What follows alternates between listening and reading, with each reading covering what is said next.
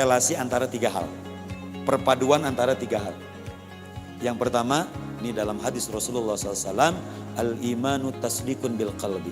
Keyakinan di dalam hati, hatinya membenarkan. Ya.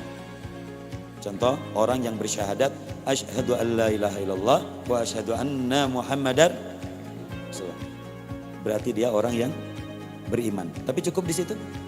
Tidak. Karena keimanan harus juga dibuktikan dengan wa amalun bil arkan.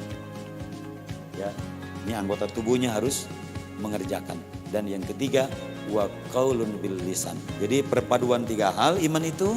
Yang pertama tasdikun bil qalbi, hatinya meyakini. Yang kedua qaulun bil lisan, lisannya mengatakan dan mengucapkan. Dan yang ketiga adalah amalun bil arkan, anggota tubuhnya mengamalkan dan mengerjakan. Nah, berpadu ketiga hal ini itulah baru disebut